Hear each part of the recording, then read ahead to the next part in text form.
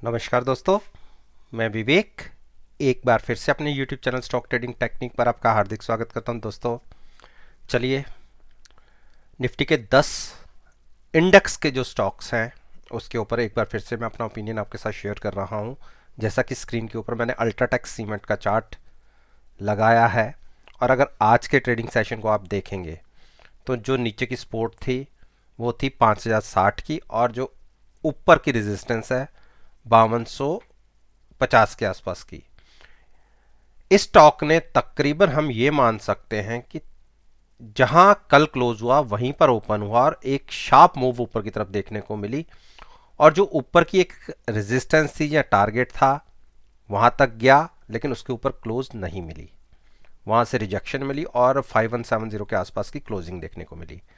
अब हमें इंडिकेटर्स क्या बताते हैं, देखिए इंडिकेटर तो ये दिखा रहा है। देखिए एक बार हमने बेरिश क्रॉसओवर जरूर दिया और जहां मैंने सेलिंग बोली थी, लेकिन बेरिश इंडिकेशन होने के बावजूद भी स्टॉक उतना गिरा नहीं जितनी हम उम्मीद कर रहे थे, और एक अब ऐसा लग रहा है कि फिर से शायद इसमें बुलिश क्रॉसओवर देखने को मिले। अब मैं आपको एमएसीडी के चार्ट के ऊपर दिखा रहा हूं जो एक दिन का चार्ट है। आप देखिए पॉसिबिलिटी फिर से बुलिश क्रॉसओवर की बन रही है। तो चार्ट्स बहुत कुछ बोलते हैं। नीचे 5065 और उसके बाद 5000 मैंने पहले भी बोला था, अगर हम उसके नीचे क्लोज होंगे तो ही हम बेरिश ज़्यादा होंगे। लेकिन जब तक इन दो ट्रेंड लाइंस के बीच में ये स्टॉक प्राइस मूव कर रहा है, आप ये कर सकते हैं, अगर ऊपर की तरफ जाएं और यहाँ थोड़ा स्टॉक अटके तो आप यहाँ पे सेलिंग कर सकते हैं, और नीचे यहाँ तक आए, इस वाली 5060 के आसपास आए तो आप यहाँ बाइंग कर सकते हैं। थोड़ा सा ये कंसोलिडेशन वाला फेज है, तो आप उस हिसाब से ट्रेड कर सकते हैं।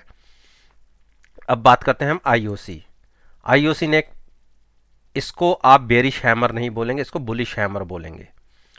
और अगर आईओसी को देखेंगे तो जो नीचे की मेरी सपोर्ट बनती है वो है 93 की।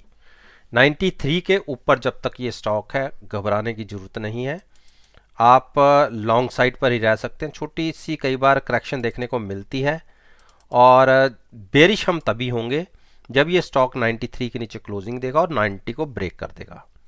93 के नीचे भी 50% मान के चलिए कि ट्रेंड नेगेटिव हो जाता है। अब हम बात करते हैं गेल की। गेल ने जब तक 120 121 के ऊपर ट्रेड कर रहा है तो आप बेरिश मत होइएगा। हाँ, बेरिश क्रॉसओवर बनने की पॉसिबिलिटी बन रही है, जो हम ये कह सकते हैं कि अभी तक 80% की कंफर्मेशन है। जब ब्लू क्रॉस कर देगी नीचे की तरफ और रेड ऊपर चली जाएगी तो हम ये मान लेंगे कि एक बेरिश क्रॉसओवर हो गया है। लेकिन अभी आपने ट्रेड नहीं लेना तो साइड होके बैठ सकते हैं, लेकिन यहां पर अभी कुछ बनता नहीं है, ना तो यहां पे शॉर्ट बनती है ना ही यहां पे फ्रेश बाइंग बनती है। तो शॉर्ट भी बनेगी 120 के नीचे, या यहां से प्राइस थोड़ा नीचे आ सकता है तो फिर आप बाई करके चल सकते हैं 120 के स्टॉप लॉस के साथ। अब हम बात करते हैं टाटा मोटर।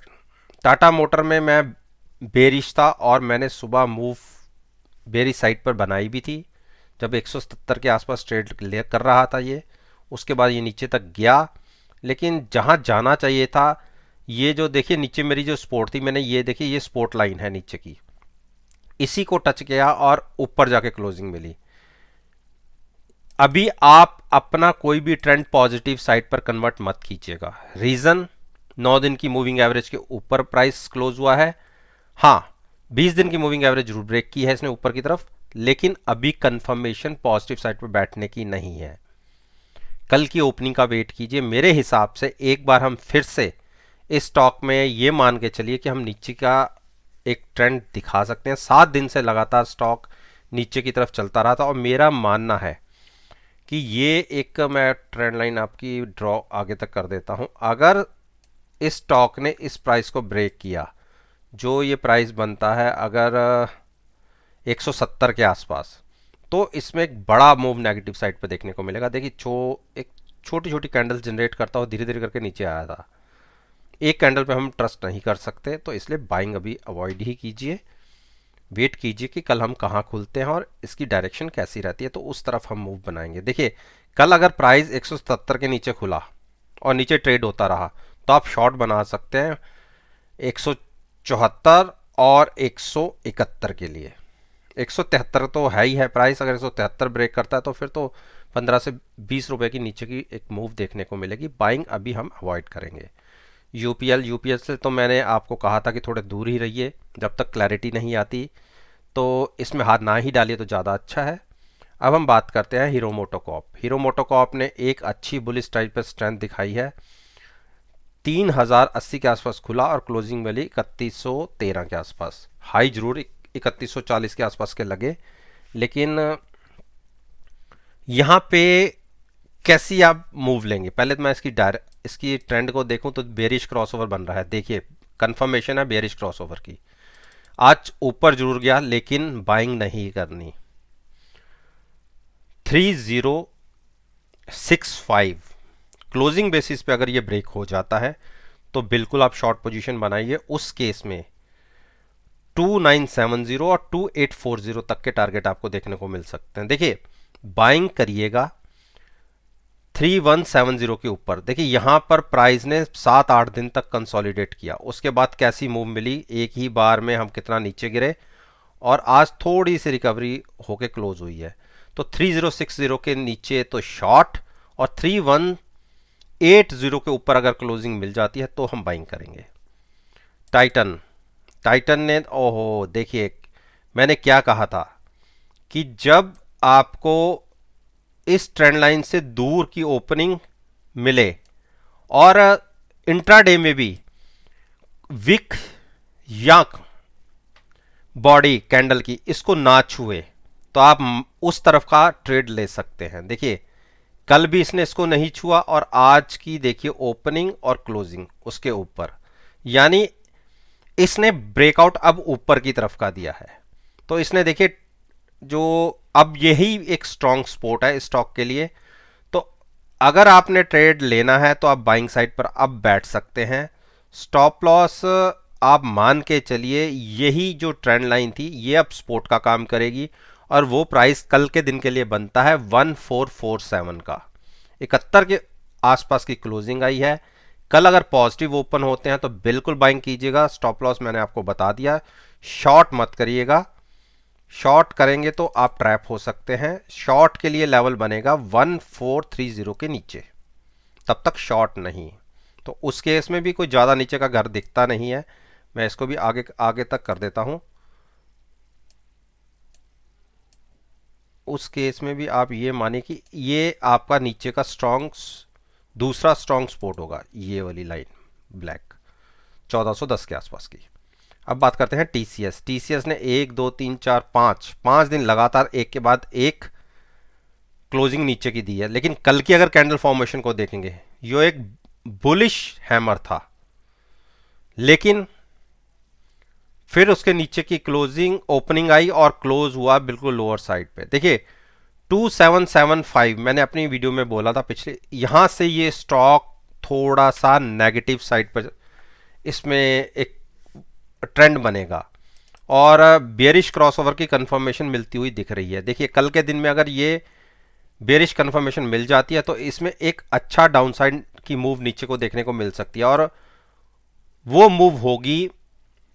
देखिए 2775 के नीचे तो आप शॉर्ट कर सकते हैं तकरीबन 2750 के टारगेट के लिए, और 2733 ब्रेक हो जाता है तो आप मान के चलिए कि स्टॉक का प्राइस 2680 तक गिर सकता है। तो शॉर्ट साइड पर ही ट्रेड मिलना चाहिए, अभी बाइंग की सोचेगा भी मत।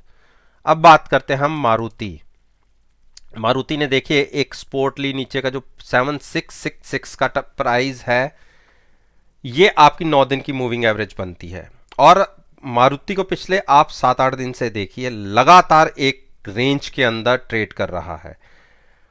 पता नहीं क्यों मुझे लग रहा है कि एक बार ये रेंज नीचे की तरफ ब्रेक होनी चाहिए। देखिए अगर हम बात करें एमएसीडी की तो थोड़ा सा बायर्स की स्ट्रेंथ वीक हो रही है, लेकिन अभी ऐसा नहीं है कि सेलर्स हावी हो रहे हैं। और RSI भी 70 के आसपास है, जो यहां से करेक्शन भी दे सकती है। तो 7660 के नीचे शॉर्ट सेल किया जा सकता है, लेकिन जब तक इसके प्राइस ऊपर है तो शॉर्ट करने की गलती मत कीजिए। लेकिन हाँ, बाइंग भी थोड़ा सा अवॉइड कीजिए। हो सकता है कि इंट्राडे में ही सही आपको 100 पॉइंट नीचे की मूव भी मिल जाए, तो आप वहां भी आप 7660 के स्टॉप लॉस के साथ बाइंग करके चल सकते हैं। लेकिन कंफर्मेशन मिल जाएगी अगर 7660 ब्रेक होता है तो 10 से 15 मिनट अगर ट्रेड होता रहता है तो उसके बाद आप देखिए 200 पॉइंट की एक मूव नीचे की तरफ देखने को मिल सकती है। अब हम बात कर लेते हैं ब्रिटेनिया की। ब्रिटेनिया ने देखिए ऊपर 3770 के टारगेट आज फिर छुए और 3800 के आसपास तक हम गए। 3796 वहां से एक रिजेक्शन देखने को मिली और 3770 के हम नीचे क्लोज हुए। मेरा मानना है कि अगर इंट्राडे में बॉडी या उसकी विक इस लाइन को नहीं छुएगी तो आप उधर की मूव की तैयारी कर लीजिएगा। अगर गैप डाउन खुले और हमने इस लाइन को नहीं छुआ तो आप समझ लीजिए नीचे का एक ट्रेंड कंटिन्यू होगा। और अगर हम गैप अप ओपन होकर 3800 के ऊपर खुलते हैं और वहीं से लगातार ऊपर बने रहते हैं और ऊपर ही क्लोज हो जाते हैं, इंट्राडे में भी अगर कैंडल ने 3770 को नहीं छुआ तो आप देखिए 3900 के टारगेट आपको कितनी जल्दी देखने को मिलेंगे। तो दोस्तों, मैंने आज आपके साथ निफ्टी इंडेक्स के जो 10 अच्छे दिग्गज शेयर है उसके ऊपर मैंने अपना ओपिनियन आपके साथ शेयर किया है। और मेरा मानना है कि अगर मेरी वीडियो को आप कल के ट्रेडिंग सेशन के साथ एनालाइज करेंगे आपको बहुत अच्छे पॉजिटिव रिजल्ट्स देखने को मिलेंगे। वीडियो अच्छी लगी हो तो लाइक जरूर कीजिए, शेयर कीजिए और मेरे यूट्यूब चैनल को सब्सक्राइब करना मत भूलिएगा। इसी बात के साथ मैं आपसे विदा लेता हूं और एक नई वीडियो के साथ फिर से आपके सामने आऊंगा। तब तक के लिए धन्यवाद। Take care and